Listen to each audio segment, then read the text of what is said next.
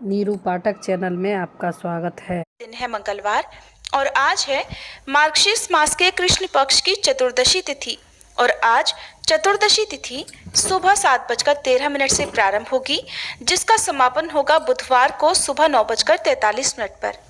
चतुर्दशी तिथि पर मासिक शिवरात्रि का व्रत रखा जाता है और आज मासिक शिवरात्रि के साथ साथ बहुत सारे शुभ संयोग भी बन रहे हैं, लेकिन आज भद्राकाल भी रहने वाला है। तो चलिए जान लेते हैं शुभ मुहूर्तों के बारे में और भद्राकाल के समय के बारे में। आज ब्रह्म मुहूर्त रहेगा सुबह 5:11 से 5:59 तक। सूर्योदय होगा सुबह 6:46 पर। सूर्यास्त होगा शाम 5:37 पर। आज स्वाति नक्षत्र पूरा दिन रहेगा। आयुष्मान योग सुबह 8:09 तक रहेगा। बाद में सौभाग्य योग प्रारंभ हो जाएगा। अभिजीत मुहूर्त सुबह 11:50 से 12:33 तक रहेगा। राहु काल दोपहर 3 बजे से 4:30 बजे तक रहेगा।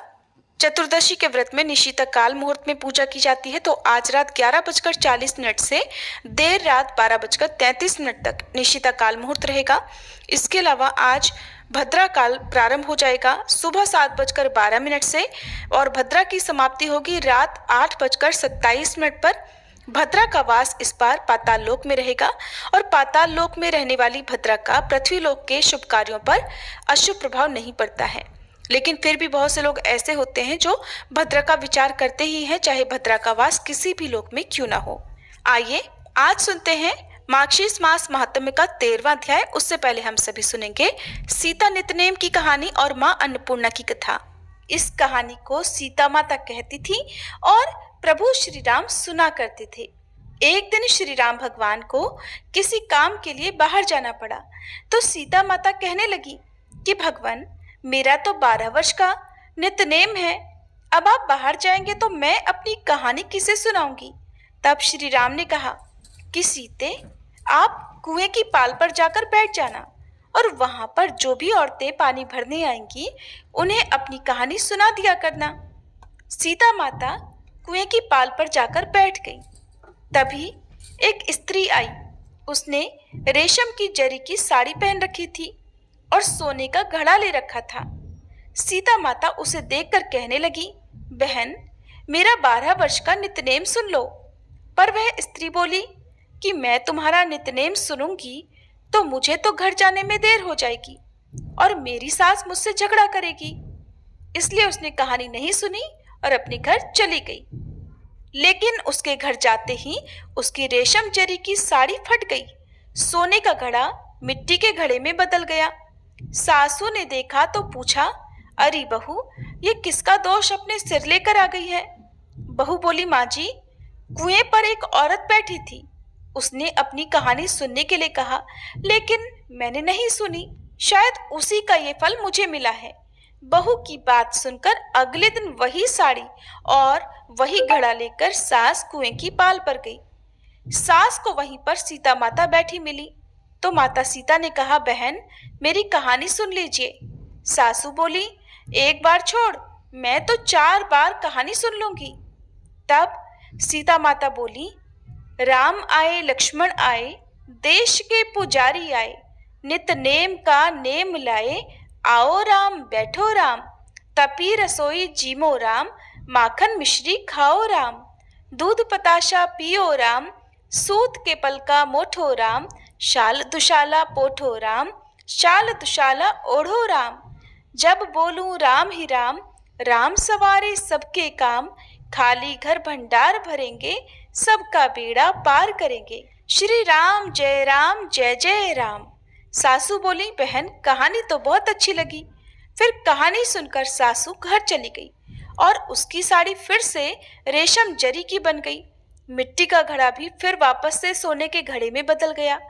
बहू ने देखा तो कहने लगी, सासू माँ, आपने ये सब कैसे किया। सासू बोली, बहू, तू दोष लगाकर आई थी और मैं अब दोष उतार कर आ रही हूँ। बहू ने पूछा कि माँ जी, वह कुएं वाली स्त्री कौन है। सासू ने बताया कि वह तो सीता माता थी। वो पुराने से नया कर देती हैं, खाली घर में भंडार भर देती हैं। वह लक्ष्मी जी का वास घर में कर देती हैं और मनुष्य की जो भी इच्छा हो उसे पूर्ण कर देती हैं। बहू बोली, माँ जी, फिर तो ऐसी कहानी मुझे भी सुना दो। सास बोली कि ठीक है, तुम भी सुनो। फिर सास ने कहानी शुरू की। राम आए लक्ष्मण आए, देश के पुजारी आए, नित नेम का नेम लाए, आओ राम बैठो राम, तपी रसोई जीमो राम, माखन मिश्री खाओ राम, दूध बताशा पियो राम, सूत के पल का मोठो राम, शाल दुशाला पोठो राम, शाल दुशाला ओढ़ो राम। जब बोलूं राम ही राम, राम सवारे सबके काम, खाली घर भंडार भरेंगे, सबका बेड़ा पार करेंगे, बोलो श्री राम जय जय राम। कहानी सुनकर बहू बोली, माँ जी कहानी तो बहुत अच्छी है। सासू ने कहा ठीक है, अब से हम इस कहानी को रोज किया करेंगे। अब सास बहू रोज सवेरे उठती, नहाती धोती और पूजा करने के बाद नित नेम की सीता माता की कहानी कहती। एक दिन की बात है, उनके यहाँ पड़ोस की एक औरत आई और बोली कि बहन जरा सी आंच तो देना। तो बहू बोली कि आंच तो अभी हमने जलाई ही नहीं। पड़ोसन बोली तो फिर तुम सुबह 4 बजे से उठकर क्या कर रही हो? तो उन्होंने कहा कि हम तो सुबह सुबह उठकर पूजा करते हैं, फिर सीता माता की नित्य-नेम की कहानी कहते हैं। पड़ोसन ने उनकी बात सुनकर फिर कहा कि सीता माता की कहानी कहने से तुम्हें क्या मिला? तब वे दोनों बोली कि सीता माता की कहानी कहने से घर में भंडार भर जाते हैं, सारे काम पूर्ण हो जाते हैं, मन की इच्छा भी पूरी होती है। पड़ोसन ने कहा, बहन अगर ऐसा है तब तो फिर मुझे भी कहानी सुना दो। तब बहू बोली कि ठीक है, तुम भी ये कहानी सुन लो। राम आए लक्ष्मण आए, देश के पुजारी आए, नित नेम का नेम लाए, आओ राम बैठो राम, तपी रसोई जीमो राम, माखन मिश्री खाओ राम, दूध बताशा पियो राम, सूत के पल का मोठो राम, शाल दुशाला पोठो राम, शाल दुशाला ओढ़ो राम। जब बोलू राम ही राम, राम सवारे सबके काम, खाली घर भंडार भरेंगे, सबका बेड़ा पार करेंगे, श्री राम जय जय राम। पड़ोसन ने इस कहानी को सुना तो कहने लगी, बहन कहानी तो बहुत अच्छी लगी। अब वह पड़ोसन भी नित्य-नेम सीता माता की कहानी कहने लगी। कहानी कहने से सीता माता ने पड़ोसन के भी धन के भंडार भर दिए। देखते ही देखते अब तो पूरे मोहल्ले में नित्य-नेम की कथा चल पड़ी और हर किसी की मनोकामना पूर्ण होने लगी। हे सीता माता, जैसे आपने उन सभी के भंडार भरे, वैसे ही हमारे भी भरना। कहानी कहने वाले, सुनने वाले और हुंकार भरने वाले सबके भरना। सभी प्रेम से बोलिए, सीता मैया की जय। माँ अन्नपूर्णा व्रत की कथा के अनुसार प्राचीन समय की बात है। काशी निवासी धनंजय की पत्नी का नाम सुलक्षणा था।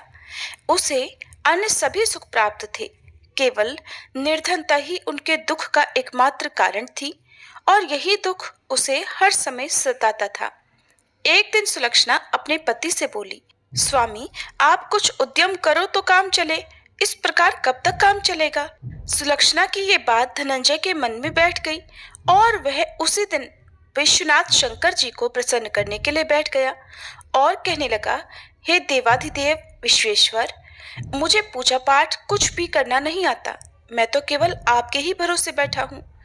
इतनी विनती करके वह 2-3 दिन तक लगातार भूखा प्यासा बैठा रहा। ये देखकर भगवान शंकर ने उसके कान में अन्नपूर्णा अन्नपूर्णा अन्नपूर्णा इस प्रकार 3 बार कहा। ये कौन क्या कह गया? बस इसी सोच में धनंजय पड़ गया कि मंदिर से आते ब्राह्मण को देखकर वह पूछने लगा, पंडित जी अन्नपूर्णा कौन है? तब ब्राह्मण ने कहा, अरे धनंजय, तू तो अन्न छोड़कर बैठा है, इसलिए तुझे हर समय अन्न की ही बात सूझती है। जा घर जाकर अन्न ग्रहण कर। धनंजय अपने घर गया, जाकर पत्नी से सारी बात कही। तब वह बोली, नाथ चिंता मत करो, स्वयं शंकर जी ने यह मंत्र दिया है और वे स्वयं ही खुलासा भी करेंगे। आप फिर से जाकर उनकी आराधना करो। पत्नी के कहे अनुसार धनंजय फिर पहले दिन की तरह ही जाकर पूजा में बैठ गया। रात्रि में भगवान शंकर जी ने आज्ञा दी, कहा तू पूर्व दिशा में चला जा। अब धनंजय अन्नपूर्णा का नाम जपता जाता और रास्ते में फल खाता, झरनों का पानी पीता जाता। इस प्रकार कितने ही दिनों तक लगातार वह चलता रहा। वहां उसे चांदी से चमकते वन की शोभा देखने मिली, सुंदर सरोवर देखने मिला। उसके किनारे कितनी ही अप्सराएं झुंड बनाई बैठी थी। एक अप्सरा कथा कहती थी और सब माँ अन्नपूर्णा इस प्रकार बार बार कहती थी। ये अगहन मास की उजियारी रात्रि थी और आज से ही व्रत का आरंभ था। जिस शब्द की खोज करने वह निकला था, वहां उसे वही शब्द सुनने को मिला। धनंजय ने तब उनके पास जाकर धीरे से पूछा, हे देवियों, आप ये सब क्या कर रही हो? तब उन सब ने कहा, हम सब माँ अन्नपूर्णा का व्रत कर रही हैं। व्रत करने से क्या होता है और क्या ये व्रत किसी ने किया भी है? इसे कब किया जाए, कैसे किया जाए और इसकी कैसी विधि है? मुझसे भी कहो। धनंजय के कहने पर वे अप्सराएं कहने लगी, इस व्रत को कोई भी कर सकता है। 21 दिन व्रत करने के लिए 21 गांठ वाला सूत लेना। 21 दिन यदि ना कर पाए तो एक दिन का ही उपवास करें, और ये भी ना करें तो केवल कथा सुनकर ही प्रसाद ले लें। निराहार रहकर कथा कहें। कथा सुनने वाला कोई ना मिले तो पीपल के पत्तों को रखकर सुपारी या घृत कुमारी यानी ग्वार पाठ को वृक्ष के सामने रखकर दीपक को साक्षी बनाकर सूर्य, गाय, तुलसी या महादेव को बिना कथाएं सुनाए मुख में अन्न मत डालना। यदि भूल से कुछ पड़ जाए तो एक दिवस फिर उपवास करें। व्रत के दिन क्रोध ना करें और झूठ ना बोलें। अप्सराओं के द्वारा विधि बताने पर धनंजय बोला, फिर बताइए इस व्रत के करने से क्या होगा? तब वे कहने लगी, इसके करने से अंधे को नेत्र मिल जाता है, लूलों को हाथ मिल जाता है, निर्धन के घर धन के भंडार भर जाते हैं, बांझन को संतान मिलती है, मूर्ख को विद्या मिलती है, और जो जिस कामना से व्रत को करता है माँ उसकी वह हर कामना पूर्ण करती है। धनंजय कहने लगा, बहनों, मेरे घर में भी धन नहीं है, विद्या नहीं है, कुछ भी तो नहीं है मेरे पास। मैं तो दुखिया ब्राह्मण हूँ। मुझे इस व्रत का सूत दोगी क्या? हाँ भाई, तेरा कल्याण हो, हम तुझे सूत देंगी, ले इस व्रत का मंगल सूत ले ले। तब धनंजय ने उन अप्सराओं से सूत लेकर व्रत को किया। व्रत पूरा हुआ। तभी सरोवर में से 21 खंड की स्वर्ण सीढ़ी हीरा मोती जड़ी हुई प्रकट हुई। धनंजय जय अन्नपूर्णा कहता जाता था। इस प्रकार जाने कितनी ही सीढ़ियां वह उतरता गया। तब अंदर जाकर उसने क्या देखा कि करोड़ों सूर्यों से प्रकाशमान मां अन्नपूर्णा का मंदिर है।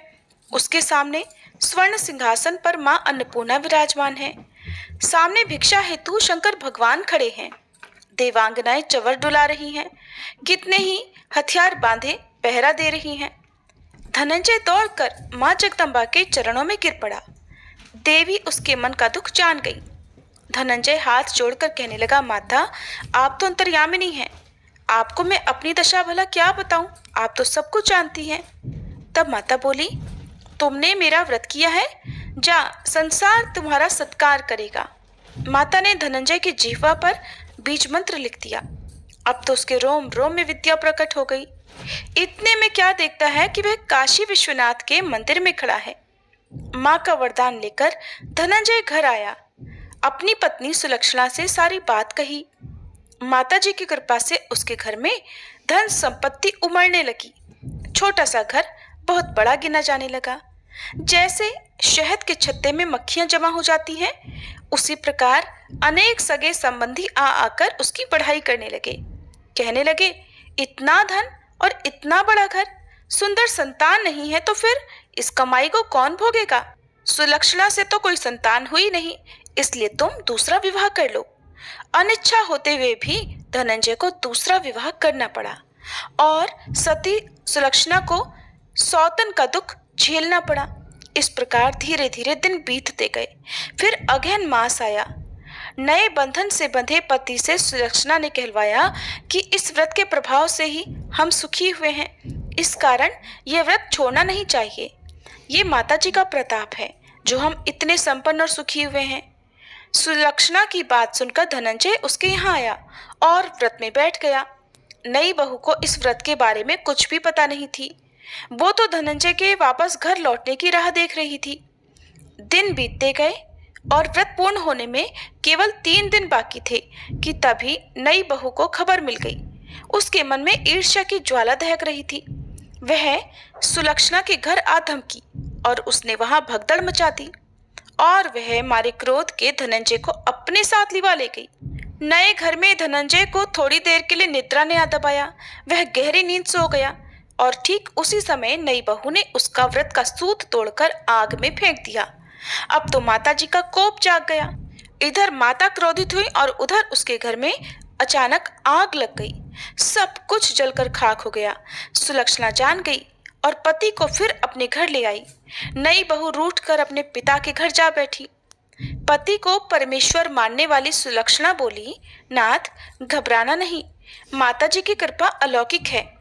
पुत्र कुपुत्र हो जाता है पर माता कभी कुमाता नहीं होती। इसलिए आप श्रद्धा और भक्ति से आराधना शुरू करो, वे हमारा कल्याण जरूर करेंगी। धनंजय फिर माता के पीछे पड़ गया। फिर वही सरोवर सीढ़ी प्रकट हुई और उसमें वह मां अन्नपूर्णा कहकर उतर गया। वहां जाकर माता के चरणों में करुण क्रंदन करने लगा, विलाप करने लगा। माता प्रसन्न होकर बोली, ये मेरी स्वर्ण की मूर्ति ले, उसकी पूजा करना तो फिर सुखी हो जाएगा। जा, तुझे मेरा आशीर्वाद है। तेरी पत्नी सुलक्षणा ने श्रद्धा से मेरा व्रत किया है, उसे मैंने पुत्र का वरदान दिया है। धनंजय ने आंखें खोली तो खुद को काशी विश्वनाथ के मंदिर में खड़ा पाया। वहां से फिर उसी प्रकार वह घर को आया। इधर सुलक्षणा गर्भवती हुई और 9 महीने पूरे होते ही उसके यहाँ पुत्र का जन्म हुआ। गांव में आश्चर्य की लहर दौड़ पड़ी। अब तो गांव में जिसकी कोई भी कामना होती वही मनौती मांगने लगता और इस तरह सभी लोगों की मनोकामनाएं पूर्ण होने लगी। इस तरह उसी गांव के निसंतान सेठ के पुत्र होने पर उसने माता अन्नपूर्णा का मंदिर बनवा दिया। उसमें माताजी धूमधाम से पधारी, यज्ञ हुआ और धनंजय को मंदिर के आचार्य का पद दे दिया गया। जीविका के लिए मंदिर की दक्षिणा और रहने के लिए बड़ा सुंदर सा भवन भी दिया गया। धनंजय पत्नी और पुत्र सहित वहां सुख से रहने लगा। माता जी के चढ़ावे में भरपूर आमदनी होने लगी। उधर नई बहू के पिता के घर डाका पड़ गया। सब कुछ लुट गया और वे भीख मांगकर अपना पेट भरने लगे। सुलक्षणा ने जब यह सुना तो उन्हें बुलावा भेजा और उनके आने पर उन्हें अलग घर में रख लिया और उनके अन्न वस्त्र का प्रबंध भी कर दिया। धनंजय, सुलक्षणा और उसका पुत्र माताजी की कृपा से आनंद से रहने लगे। माताजी ने जैसे उनके भंडार भरे वैसे सबके भंडार भरे। सभी प्रेम से बोलिए, अन्नपूर्णा माता की जय। अब सुनिए आज का अध्याय। भगवान नारायण कहते हैं, मुने, एक समय की बात है, माधव श्री कृष्ण अन्य बालकों और हलधर के साथ खा पीकर खेलने के लिए श्री वन में गए। वहां मधुसूदन ने नाना प्रकार की बालोचित क्रीड़ाएं की। जिस तरह से छोटे बच्चे खेलते कूदते हैं, इस तरह से खेल कूद समाप्त करके गोप बालकों के साथ उन्होंने गोधन को आगे बढ़ाया। वहां वन में स्वादिष्ट जल पीकर वे महाबली श्री कृष्ण उस स्थान से गोधन सहित मधुवन में गए। उस वन में एक बलवान और भयंकर दैत्य था, जिसकी आकृति और मुख बड़े विकराल थे। उसका रंग सफेद था। वह पर्वताकार दैत्य बगुले के आकार में दिखाई देता था। उसने देखा कि गोष्ठ में गौओं का समुदाय है और ग्वाल बालों के साथ केशव और बलराम भी हैं। फिर तो जैसे अगस्त्य ने वातापी को अपने पेट में ग्रहण कर लिया था, अपने उदर में डाल लिया था, उसी प्रकार वह दैत्य वहां सभी को लीलापूर्वक लील गया। श्री हरि बकासुर के ग्रास बन गए हैं, ये सब देखकर सभी देवता भय से कांप उठे। वे दुखी होकर हाहाकार करने लगे और हाथों में शस्त्र लेकर दौड़ पड़े। इंद्र ने दधीची मुनि की हड्डियों का बना हुआ वज्र चलाया, किंतु उसके प्रहार से बकासुर मर नहीं सका, केवल उसकी एक पंख जल गई। चंद्रमा ने हिमपात किया, किंतु उससे उस दानव को केवल सर्दी के कष्ट का ही अनुभव हुआ, उससे भी कुछ नहीं हुआ। सूर्यपुत्र यम ने उस पर यमदंड मारा, जिससे वह कुंठित हो गया, हिल डुल नहीं सका। वायु ने वायव्यास्त्र चलाया, उससे वह एक स्थान से उठकर दूसरे स्थान पर चला गया, लेकिन फिर भी उसका वध नहीं हो पाया। वरुण ने शिलाओं की अर्थात पत्थरों की वर्षा की, उससे उसको बहुत पीड़ा तो हुई। अग्निदेव ने आग्नेयास्त्र चलाकर उसकी सभी पंखें जला दी। कुबेर के अर्धचंद्र से उसके पैर कट गए। ईशान के सूल से वह असुर मूर्छित हो गया। ये देखकर ऋषि और मुनि भयभीत होकर श्री कृष्ण को आशीर्वाद देने लगे। इसी बीच में श्री कृष्ण ब्रह्म तेज से प्रज्वलित हो उठे। उन परमेश्वर ने बाहर और भीतर से दैत्य के सारे अंगों में अग्नि उत्पन्न कर दी। उन सबका वमन करके फिर उस दानव ने प्राण त्याग कर दिया। इस प्रकार बकासुर का वध करके बलवान श्री कृष्ण ग्वाल बालों और गौओं के साथ अत्यंत मनोहर केली कदम्ब कानन में जा पहुंचे। उसी समय वहां वृष रूपधारी प्रलंब नामक असुर आ पहुंचा, जो बड़ा बलवान, महान, धूर्त और पर्वत के समान ही विशालकाय था। उसने दोनों सींगों से श्री कृष्ण को उठाकर वहां घुमाना आरंभ कर दिया। ये देखकर सभी ग्वाल बाल इधर उधर भागने और रोने लगे, परंतु बलवान बलराम जोर जोर से हंसने लगे, क्योंकि वो जानते थे कि मेरा भाई तो साक्षात परमेश्वर है। उन्होंने बालकों को समझाया और कहा, अरे भय किस बात का है। इधर मधुसूदन ने स्वयं उसके दोनों सींग पकड़ लिए और उसे आकाश में घुमाकर धरती पर पटक कर मार दिया। दैत्यराज प्रलंब पृथ्वी पर गिरकर अपने प्राणों से हाथ धो बैठा। ये देखकर सभी गोप बालक हंसने, नाचने और खुशी से गीत गाने लगे। प्रलंबासुर का वध करके बलराम सहित परमेश्वर श्री कृष्ण शीघ्र ही गौचारण के कार्य में लग गए। वे गौवें चराते हुए भांडीर वन के पास जा पहुंचे। उस समय माधव को जाते देख बलवान दैत्यराज केशी ने अपनी टाप से धरती को खोदते हुए शीघ्र उनको घेर लिया। उसने श्री कृष्ण को मस्तक पर चढ़ाकर संतुष्ट होकर आकाश में 100 योजन तक उन्हें उछाल उछाल कर घुमाया, ताकि वो मर सके, और अंत में पृथ्वी पर गिर पड़ा। उस पापी ने श्री कृष्ण के हाथों को दांत से पकड़ लिया और क्रोधपूर्वक चबाना आरंभ कर दिया, परंतु श्री कृष्ण के अंग तो वज्र के समान कठोर थे। उनके अंग को चबाते हुए ही दैत्य के सारे दांत टूट गए। श्री कृष्ण के तेज से दग्ध होकर उसने धरती पर गिरकर प्राणों का परित्याग कर दिया। स्वर्ग में दुंदुभियां बजने लगी और वहां फूलों की वर्षा आरंभ हो गई। इसी बीच में दिव्य रूपधारी पार्षद विमान पर बैठे हुए वहां आ पहुंचे। उन सब की 2 भुजाएं थी। वे पीतांबरधारी, किरीट और कुंडल से अलंकृत और वनमाला से सुशोभित थे। उन्होंने विनोद के लिए हाथ में मुरली धारण कर रखी थी। उनके पैरों में मंजीर की मधुर ध्वनि हो रही थी। उन पार्षदों के सभी अंग चंदन से चर्चित थे। वे गोप वेश धारण किए हुए बड़े सुंदर दिखाई देते थे। उनके प्रसन्न मुख पर मंद मंद हंसी की छटा छा रही थी। वे श्री कृष्ण भक्तों पर कृपा करने के लिए बड़े व्याकुल जान पड़ते थे। रत्नों के सार तत्व से निर्मित दीप्तशाली दिव्य रथ पर विराजमान होकर वे भांडीर वन में उस स्थान पर आए जहां श्री कृष्ण विराजमान थे। उसी समय दिव्य अस्त्र पहने और रत्नमय अलंकारों से विभूषित हुए 3 पुरुष वहां पर आए, जो श्री कृष्ण को प्रणाम करके उनकी स्तुति करते हुए उसी विमान से उत्तम गोलोक को चल दिए। वे तीनों पहले के वैष्णव पुरुष थे, जो देह त्याग कर दानवी योनि को प्राप्त हुए थे, और वे ही इस समय श्री कृष्ण के हाथों मारे जाकर उनके पार्षद हो गए थे। देवर्षि नारद ने पूछा, हे महाभाग, वे दिव्य वैष्णव पुरुष कौन थे जो दैत्य रूप हो गए थे? इस बात को भी बताइए। ये कैसी परम अद्भुत बात सुनने को मिली है। तब भगवान नारायण बोले, हे ब्राह्मण सुनो, मैं इसका प्राचीन इतिहास बता रहा हूँ। मैंने पुष्कर तीर्थ में सूर्य ग्रहण के अवसर पर साक्षात महेश्वर के मुख से इस विषय को सुना था।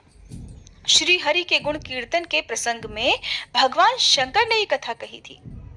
गंधमादन पर्वत पर एक बार गंधर्वराज गंधर्वाह रहा करते थे। वे श्रीहरि की सेवा में तत्पर रहने वाले महान तपस्वी और श्रेष्ठ संत थे। मुने उनके 4 पुत्र हुए, जो गंधर्वों में श्रेष्ठ समझे जाते थे। वे सोते और जागते समय दिन रात श्री कृष्ण के चरण कमलों का ही चिंतन किया करते थे। वे सबके सब दुर्वासा जी के शिष्य थे और श्री कृष्ण की आराधना में लीन रहा करते थे। प्रतिदिन कमल चढ़ाकर ही श्री कृष्ण की पूजा करने के बाद ही जल पिया करते थे। उन चारों के नाम इस प्रकार हैं, वसुदेव, सुहोत्र, सुदर्शन और सुपार्श्व। वे चारों श्रेष्ठ वैष्णव थे और पुष्कर में तपस्या करते थे। चिरकाल तक तपस्या करने के बाद उन्होंने मंत्र को सिद्ध कर लिया था। उन चारों में जो सबसे बड़ा वसुदेव था वह दुर्वासा से योग्य शिक्षा पाकर योगियों में श्रेष्ठ और सिद्ध हो गया था, लेकिन उसने विवाह नहीं किया। वह ब्रह्म तेज से प्रज्वलित होकर तत्काल देह त्याग कर श्री कृष्ण का पार्षद हो गया। एक दिन वे तीनों भाई चित्र सरोवर के तट पर गए। वे सूर्योदय काल में श्री कृष्ण की पूजा के लिए कमल लेना चाहते थे। हे मुने, कमलों को इकट्ठा करते हुए ले जाते समय उन वैष्णवों को जब भगवान शंकर के सेवकों ने देखा तब वे सब उन्हें बांधकर अपने साथ ले गए। शंकर जी के सेवक शरीर से बलिष्ठ थे, इसलिए उन दुर्बल वैष्णवों को पकड़कर उन्हें शंकर जी के पास वो ले गए। भगवान शंकर को देखकर उन सब वैष्णवों ने धरती पर माथा टेक कर उन्हें प्रणाम किया। शिव जी ने उन्हें उत्तम आशीर्वाद देकर शीघ्र ही उनसे वार्तालाप किया। उस समय उनके प्रसन्न मुख पर मुस्कुराहट खेल रही थी और वे उन भक्तजनों पर अनुग्रह करने के लिए व्याकुल हो रहे थे। भगवान शिव ने पूछा, पार्वती के सरोवर में प्रवेश करके कमल लेने वाले तुम लोग कौन हो? पार्वती के व्रत की पूर्ति के लिए 1,00,000 यक्ष उस सरोवर की रक्षा करते हैं। पार्वती पति विषयक सौभाग्य की वृद्धि के लिए जब त्रैमासिक व्रत आरंभ करती हैं, तब वे लगातार 3 महीने तक श्री हरि को भक्ति भाव से प्रतिदिन 1,000,000 कमल अर्पित करती हैं।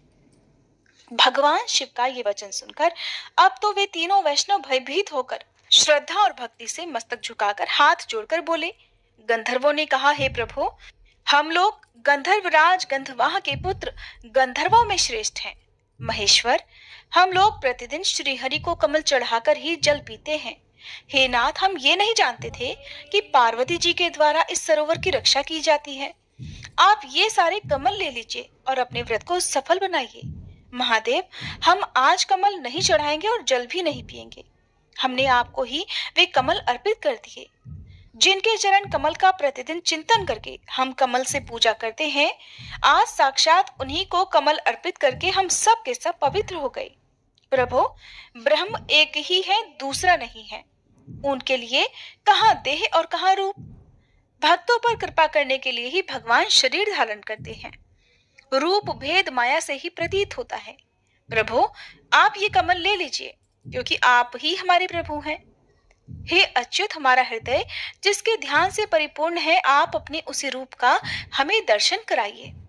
जिसकी 2 भुजाएं हैं, कमनीय किशोर अवस्था है, श्याम सुंदर रूप है, हाथ में विनोद की साधन भूता मुरली है, जो पीतांबरधारी है, जिसके 1 मुख और 2 नेत्र हैं, वे चंदन और अगुरु से चर्चित हैं, जिसके प्रसन्न मुख पर मंद मुस्कान की प्रभा फैल रही है, जो रत्नमय अलंकारों से विभूषित है, जिसका वक्ष स्थल मणिराज कौस्तुभ की कांति से अत्यंत उज्जवल दिखाई देता है, जिसकी चूड़ा में मोर का पंख लगा रहता है, जो मालती की माला से विभूषित है, पारिजात के फूलों के हारों से अलंकृत है, करोड़ों कंदर्पों के लावण्य का मनोहर लीला धाम है, समूह की समूह गोपियां मंद मुस्कान और बाकी चितवन से जिसकी ओर देखा करती हैं, जो नूतन यौवन से संपन्न तथा राधा के वक्ष स्थल पर विराजमान है, ब्रह्मादि जिसकी स्तुति करते हैं, जो सबके लिए वंदनीय, चिंतनीय और वांछनीय है, और जो स्वात्माराम, पूर्ण काम और भक्तों पर अनुग्रह के लिए कातर रहने वाला है, आपके उसी रूप का हम दर्शन करना चाहते हैं। ऐसा कहकर वे श्रेष्ठ गंधर्व भगवान शंकर के ही सामने खड़े हो गए। श्री कृष्ण के रूप का वर्णन सुनकर भगवान शंकर के श्री अंगों में रोमांच हो आया, उनके नेत्रों में आंसू भर आए।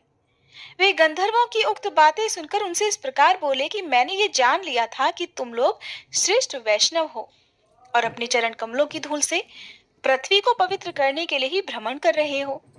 मैं श्री कृष्ण भक्त के दर्शन की सदा ही इच्छा करता रहता हूँ, क्योंकि साधु संत तीनों लोकों में दुर्लभ हैं। तुम लोग मुझे पार्वती जी और देवताओं से भी बढ़कर सदा प्रिय हो। मुझे वैष्णव जन अपने और अपने भक्तों से भी अधिक प्रिय है, परंतु मैंने पूर्व काल में जो प्रतिज्ञा कर रखी है वो भी व्यर्थ नहीं होनी चाहिए।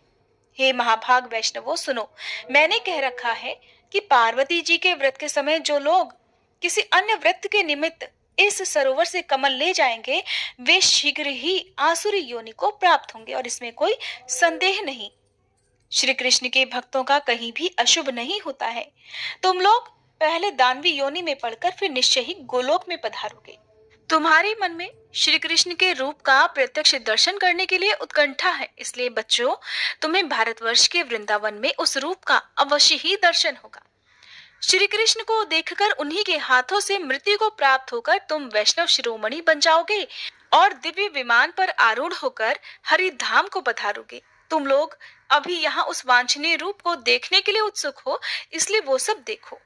ऐसा कहकर भगवान शिव ने उन्हें उस रूप के दर्शन कराए।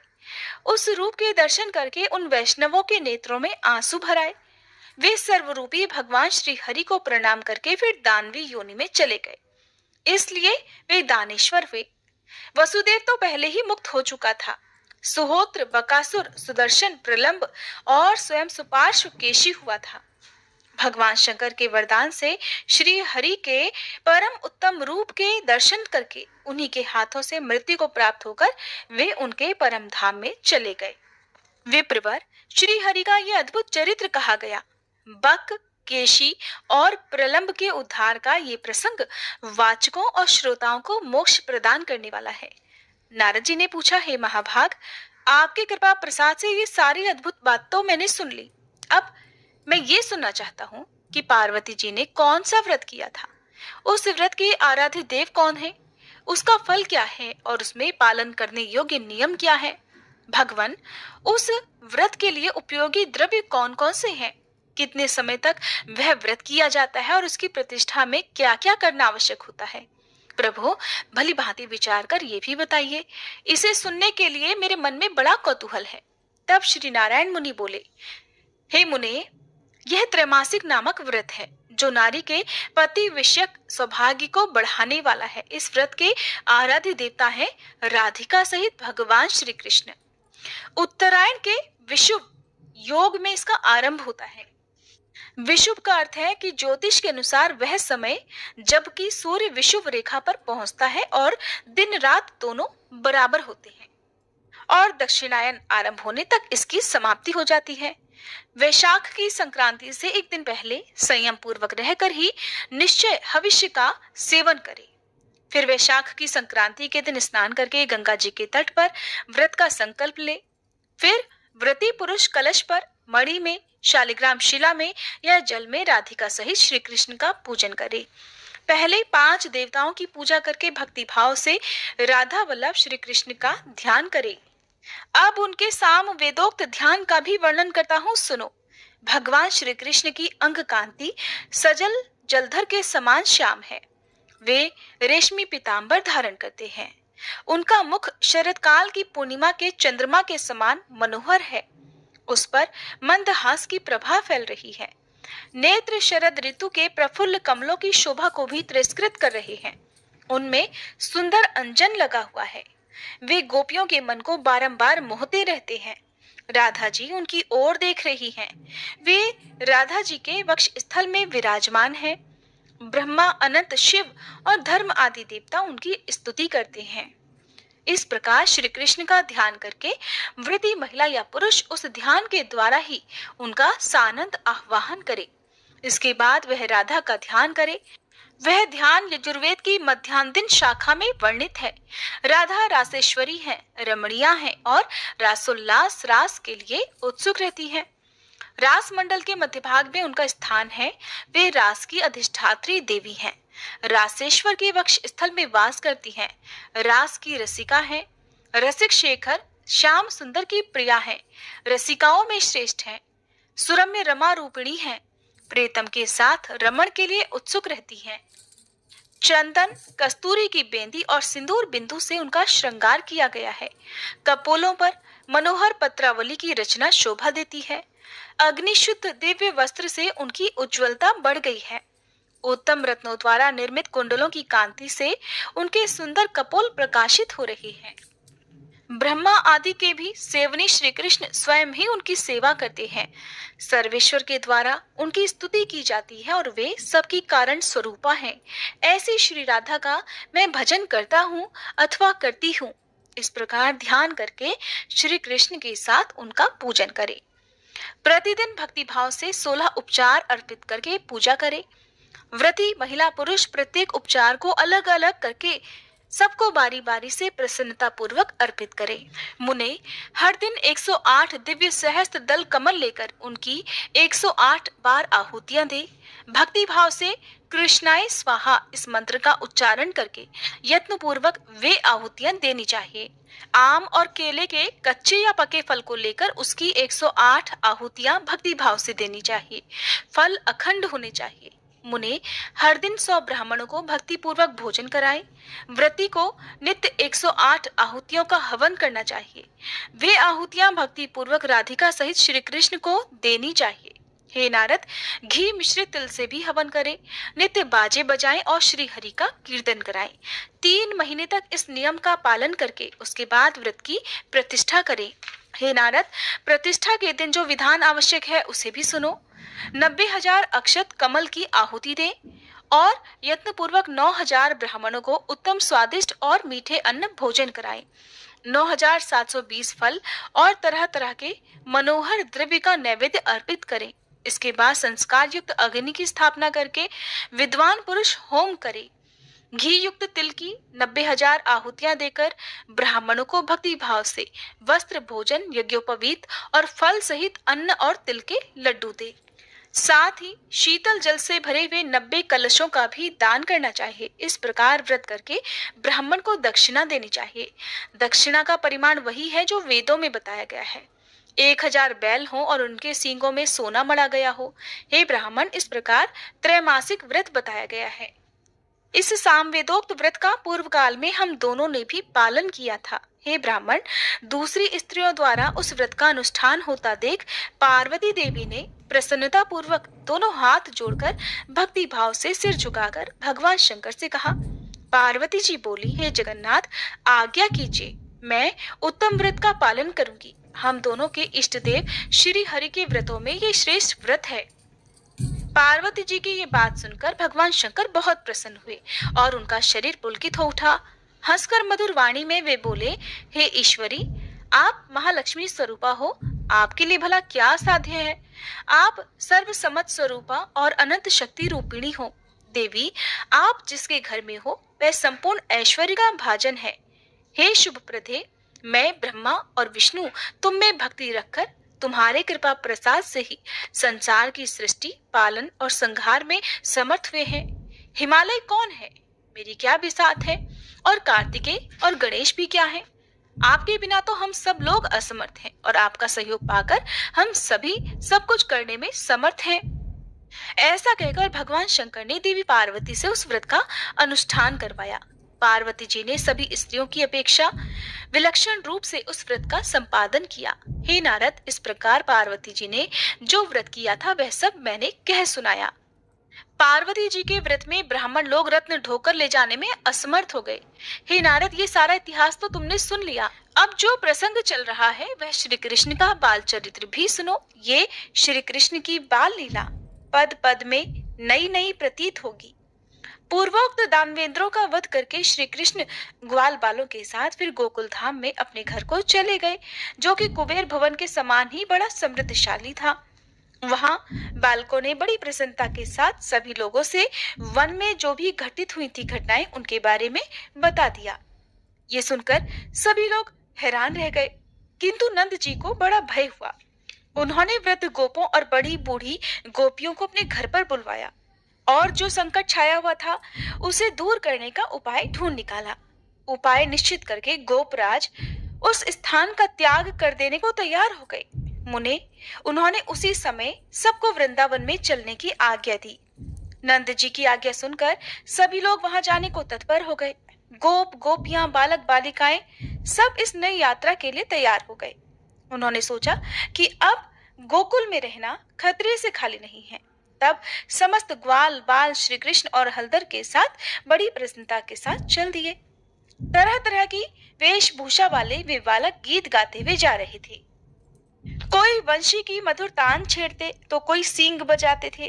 किन्हीं के हाथों में करताल थे और कुछ लोगों ने अपने हाथों में वीणा ले रखी थी। किन्हीं के हाथों में षड्यंत्र थे तो किन्हीं के हाथों में सींगे थे। कुछ गोप बालकों ने अपने कानों में नए नए पल्लव भी पहन रखे थे और कितने ही अधखिले कमल और दूसरे दूसरे फूल भी उन्होंने धारण कर रखे थे। किन्हीं के हाथों में फूलों के नए नए गजरे थे। कुछ लोगों ने घुटनों तक लंबी बनमाला भी गले में डाल रखी थी। ऐसा इसलिए क्योंकि वो सब किसी नई यात्रा पर जाने के लिए तैयार जो हो रहे थे। कुछ बालकों ने पल्लवों और फूलों से अपनी चोटियां सजा रखी थी। हे विप्रवर, सभी ग्वाल बाल तरुण अवस्था वाली गोपियों के यूथ और बड़ी बड़ी गोपियों की अपार संख्या थी। मुने, श्री राधा की जो सुशीला आदि सहेली गोपियां थी, वे भी तरह तरह के आभूषणों से विभूषित होकर बड़ी भव्य दिखाई देती थी। दिव्य वस्त्र धारण कर बड़े हर्ष से मुस्कुराती हुई वे सब की सब वृंदावन की ओर चलती। कोई शिबिका पर सवार थी तो कोई रथ पर।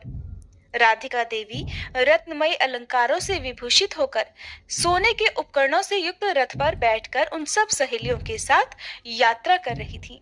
यशोदा जी और रोहिणी जी भी उन सब के साथ रत्नमय अलंकारों से अलंकृत होकर स्वर्णमय उपकरणों से सुसज्जित रथ पर चढ़कर जा रही थी।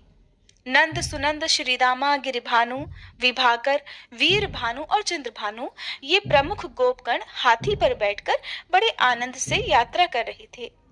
श्री कृष्ण और बलदेव दोनों भाई रत्न निर्मित आभूषणों से सुसज्जित होकर स्वर्णमय रथ पर बैठकर बड़े हर्ष के साथ वृंदावन की ओर जा रहे थे। कोटि कोटि बूढ़े और जवान गोप उस यात्रा में सम्मिलित थे। कोई घोड़े पर सवार थे, कोई हाथियों पर सवार थे और कितने ही रथ पर चढ़कर यात्रा कर रहे थे। नंद के सेवक उद्धत गोपगण बड़े हर्ष के साथ चल रहे थे। उनमें से कुछ लोग तो बैलों पर सवार थे और वे सब के सब संगीत की तान में लीन थे। राधिका जी की दूसरी दूसरी सखियां बहुत बड़ी संख्या में यात्रा कर रही थी। उनके मन में बड़ा उल्लास था। मुख पर मंद मंद मुस्कान की छटा छा रही थी और वे सब की सब सोने के गहनों से सजी हुई थी। उनमें से कितनों के हाथों में सिंदूर थे, कितने ही काजल लेकर चल रही थी, रास्ते में श्रृंगार करती जा रही थी। किन्हीं के हाथों में कंदुक थे और किन्हीं के हाथों में पुतलियां, और कुछ सुंदरी दासियां अपने हाथों में भोग द्रव्य और क्रीड़ा द्रव्य लेकर चल रही थी।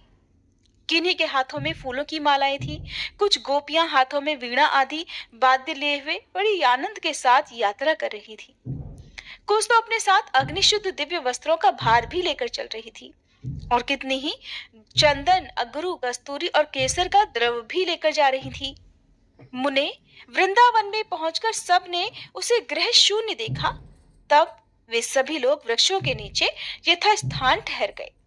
उस समय श्री कृष्ण ने गोपों को अभीष्ट गृह अर्थात घर और गौओं के ठहरने के स्थान के बारे में बताते हुए कहा कि आज इसी तरह से ठहर जाओ, कल सब व्यवस्था हो जाएगी। क्योंकि जब वे सब के सब वृंदावन में पहुंचे तो वहां पर ठहरने का कोई भी साधन ही नहीं था। श्री कृष्ण की ये बात सुनकर गोपों ने पूछा, कन्हैया जी, यहाँ कहाँ घर हैं? उनका ये प्रश्न सुनकर श्री कृष्ण बोले, इस स्थान पर बहुत से साफ घर हैं जिन्हें खुद देवताओं ने बनाया है, परंतु उन देवताओं को प्रसन्न किए बिना कोई भी घर हमारी नजर में नहीं आएगा। क्योंकि जब ये सब वृंदावन में पहुंचे वहां पर रुकने के लिए, ठहरने के लिए कोई घर ही उनको नजर नहीं आया। तब कुछ गोपों ने जब भगवान से प्रश्न किया तब उन्होंने इस प्रकार बताया।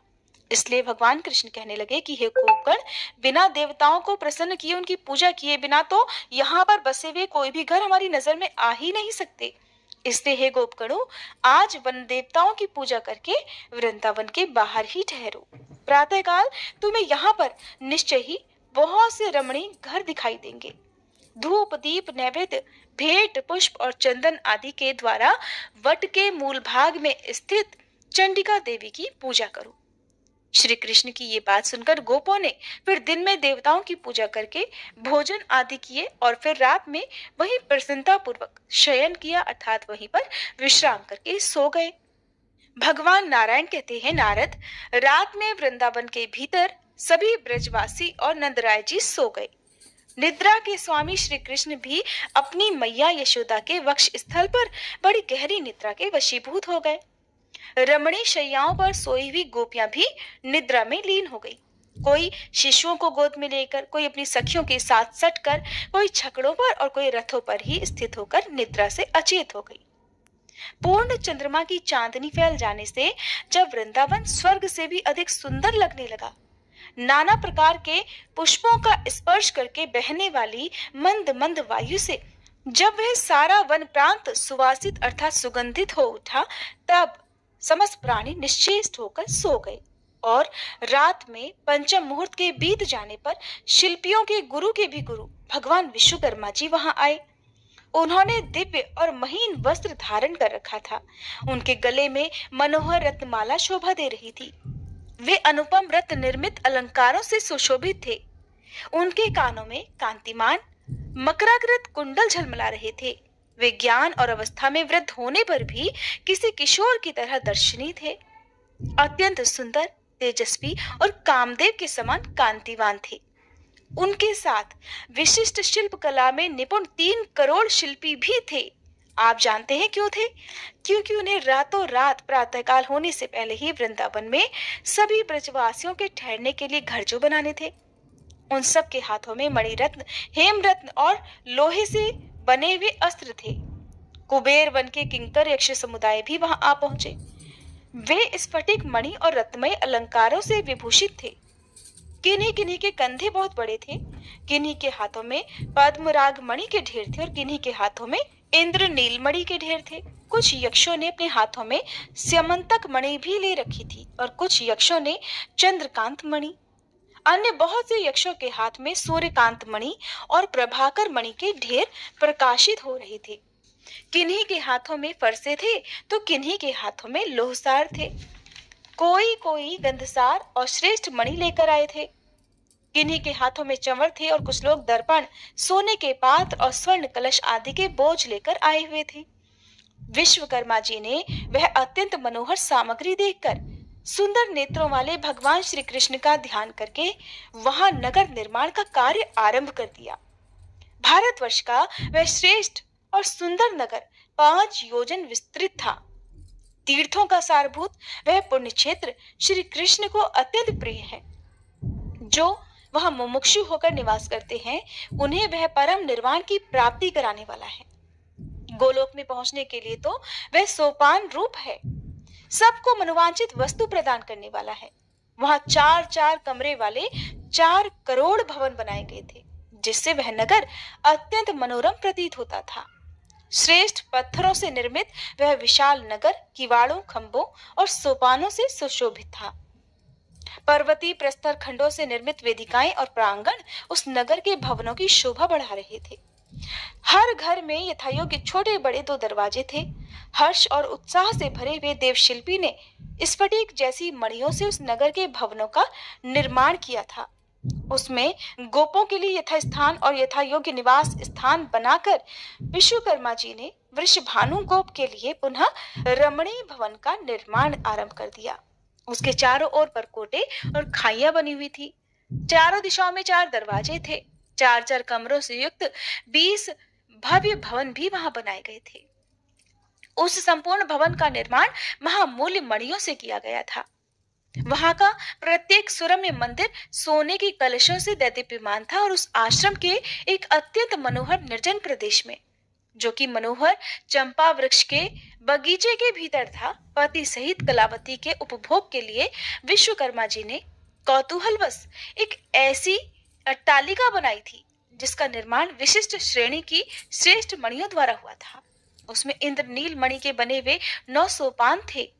नारद जी ने पूछा, हे भगवान, मनोहर रूप वाली कलावती कौन थी और किसकी पत्नी थी, जिसके लिए देव शिल्पी ने यत्नपूर्वक सुरम्य ग्रह का निर्माण किया? तब भगवान नारायण कहने लगे कि सुंदरी कलावती कमला के अंश से प्रकट हुई पितरों की मानसी कन्या है और वृषभानु की पतिव्रता पत्नी है। उन्हीं की पुत्री राधा हुई, जो श्री कृष्ण को प्राणों से भी बढ़कर प्रिय है। वे श्री कृष्ण के आधे अंश से प्रकट हुई हैं, इसलिए उन्हीं के समान तेजस्विनी हैं। उनके चरण कमलों की रज के स्पर्श से वसुंधरा पवित्र हो गई है। सभी संत महात्मा सदा ही श्री राधा के प्रति अविचल भक्ति की कामना करते हैं। नारद जी ने पूछा, मुने, ब्रज में रहने वाले एक मानव ने कैसे, किस पुण्य से और किस प्रकार पितरों की परम दुर्लभ मानसिक कन्या को पत्नी रूप में प्राप्त कर लिया? ब्रज के महान अधिपति वृषभानु पूर्व जन्म में कौन थे, किसके पुत्र थे और किस तपस्या से राधा जी उनकी कन्या हुई? श्री सूत जी कहते हैं कि नारद जी की यह बात सुनकर ज्ञान शिरोमणि महर्षि नारायण हंस दिए और प्रसन्नता पूर्वक उस प्राचीन इतिहास को इस प्रकार बताने लगे। भगवान नारायण ने कहा, हे नारद, पूर्व काल में पितरों के मानस से 3 कन्याएं प्रकट हुई थी, कलावती, रत्नमाला और मेनका। ये तीनों ही अत्यंत दुर्लभ थी। इनमें से रत्नमाला ने बड़ी इच्छा से राजा जनक को पति रूप में वरण कर लिया और मेनका ने श्री हरि के अंशभूत गिरिराज हिमालय को अपना पति बना लिया। रत्नमाला की पुत्री अयोनिजा सती सत्यपरायणा सीता हुई, जो साक्षात लक्ष्मी और श्री राम की पत्नी थी। मेनका की पुत्री पार्वती हुई, जो पूर्व जन्म में सती नाम से प्रसिद्ध थी। वे भी अयोनिजा ही कही गई हैं। पार्वती जी श्री हरि की सनातनी माया है।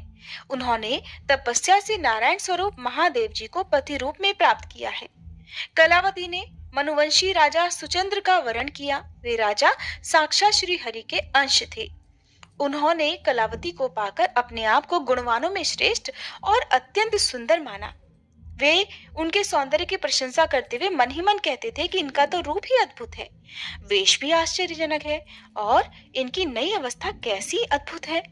सुकोमल अंग शरतकाल के चंद्रमा से भी बढ़कर परम सुंदर मुख और गज और खंजन के भी गर्व का गंजन करने वाली दुर्लभ गति, सब कुछ तो अद्भुत है। इस अपनी परम सुंदरी पत्नी कलावती के साथ विभिन्न रमणीय स्थानों में रहकर बड़े लंबे समय तक विहार करने के बाद राजा सभी भोगों से विरक्त हो गए और अपनी पत्नी कलावती को साथ लेकर विंध्य पर्वत की तीर्थ भूमि में तपस्या करने के लिए चले गए।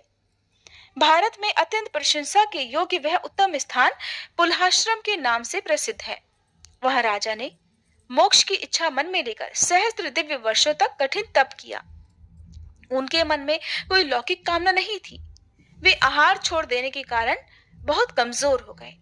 श्री कृष्ण के चरण कमलों का ध्यान करते करते मुनि श्रेष्ठ को मूर्छा आ गई। उनके शरीर पर जो बांबी छा गई थी, उसे उनकी साध्वी पत्नी ने दूर कर दिया। पति को निश्चेष्ट, प्राण शून्य, मांस और रक्त से रहित और अस्थि चर्म वशिष्ठ मात्र देखकर उस निर्जन वन में कलावती शोक से व्याकुल होकर उच्च स्वर से रोने लगी। मूर्छित पति को अपने सीने से लगाकर वह महादीना पतिव्रता हे नाथ, हा नाथ का उच्चारण करती हुई बड़ी जोर जोर से विलाप करने लगी। राजा आहार छोड़ देने के कारण सूख गए हैं। उनके शरीर की नस नाड़ियां दिखाई देती हैं। ये देखकर और कलावती का विलाप सुनकर कृपा निधान कमल जन्मा जगत सृष्टा ब्रह्मा जी कृपा पूर्वक वहां प्रकट हो गए। उन्होंने तुरंत ही राजा के शरीर को अपनी गोद में लेकर कमंडल के जल से सींचा। फिर ब्रह्मा जी ने ब्रह्म ज्ञान के द्वारा उसमें जीव का संचार किया। इससे चेतना को प्राप्त होकर राजा सुचंद्र ने अपने सामने प्रजापति को देखकर प्रणाम किया। प्रजापति ने काम के समान कांतिमान नरेश से संतुष्ट होकर कहा, राजन, तुम अपनी इच्छा अनुसार वर मांग लो। विधाता की यह बात सुनकर श्रीमान सुचंद्र के मुख पर मंद मंद मुस्कान की प्रभा फैल गई। बड़े प्रसन्न होकर वे बोले, हे दयानिधे, अगर आप मुझे वर देना ही चाहते हैं तो कृपा पूर्वक मुझे मनोवांछित निर्वाण प्रदान करें।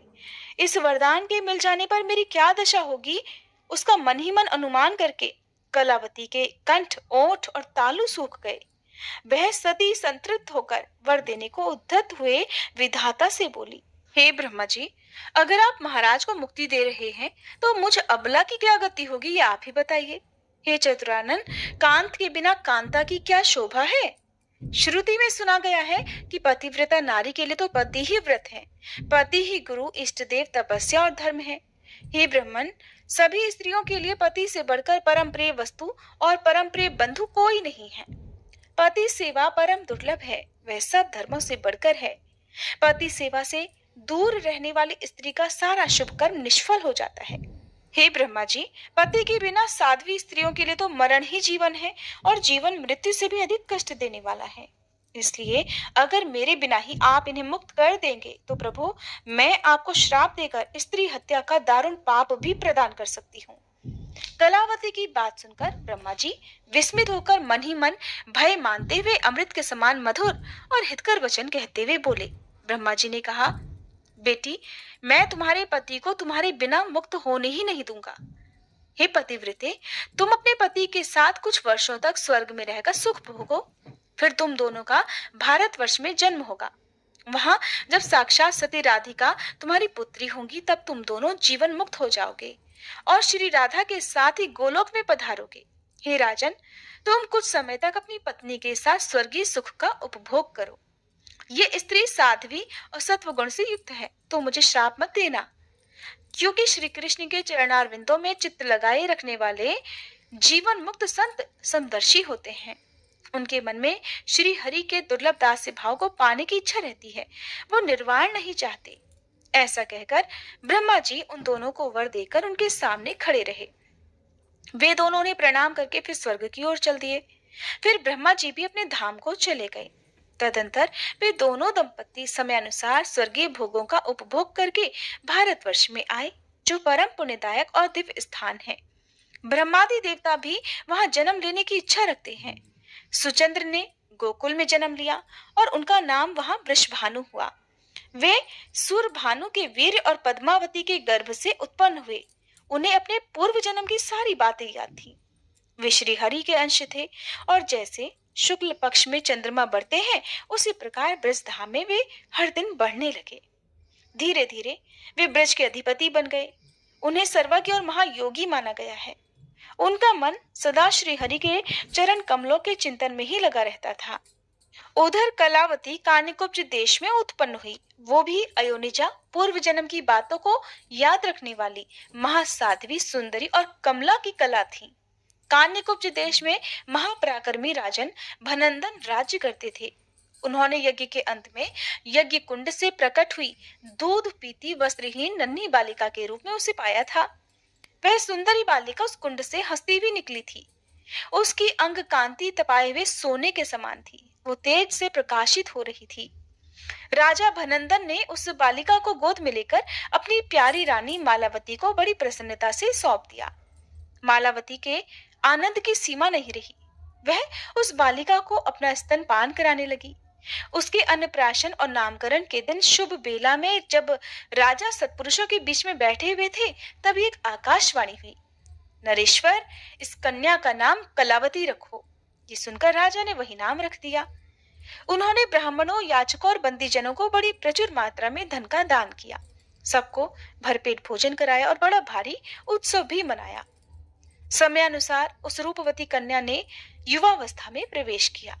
16 वर्ष की आयु में प्रवेश करके वह अत्यंत सुंदर दिखाई देने लगी। वह राजकन्या मुनियों के मन को भी मोह लेने में समर्थ थी। मनोहर चंपा के समान उनकी अंग कांति थी और मुख शरत काल के पूर्ण चंद्रमा की तरह परम मनोहर था।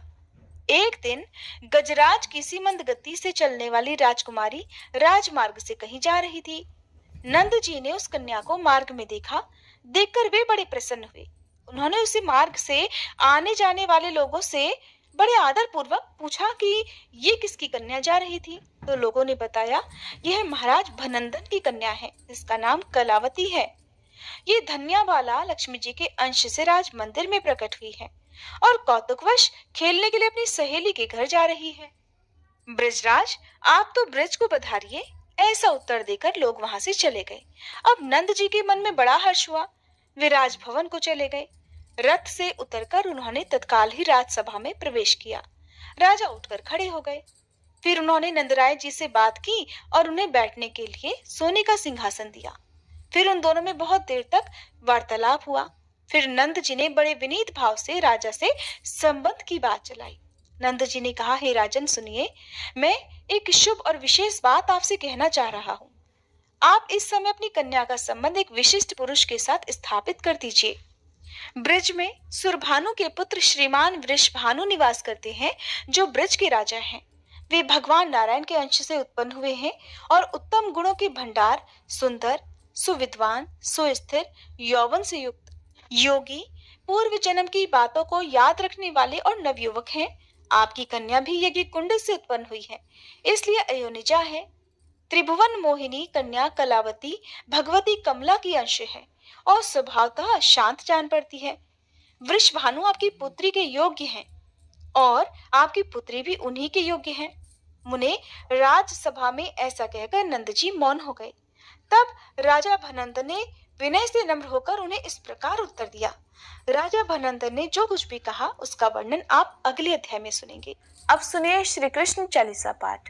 बंशी शोभित कर मधुर नील जलद तन श्याम, अरुण अधर जनु बिंबा फल नयन कमल अभिराम, पूर्ण इंद्र अरविंद मुख पीतांबर शुभ साज, जय मन मोहन मदन छवि कृष्ण चंद्र महाराज, जय यदुनंदन जय जगवंदन, जय वसुदेव देवकी नंदन, जय यशोदासुत नंद दुलारे, जय प्रभु भक्तन के धृग तारे, जय नट नागर नाग नथैया, कृष्ण कन्हैया धेनु चरैया, पुनि नख पर प्रभु गिरिवर धारो, आओ दीनन कष्ट निवारो, वंशी मधुर अधर धरि तेरी, होवे पूर्ण मनोरथ मेरो,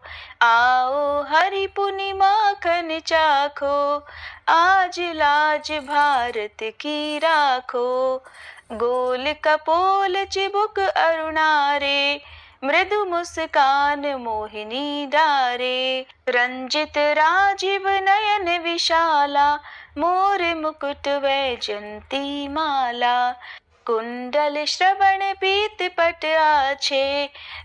जय श्री कृष्णा। राधे राधे।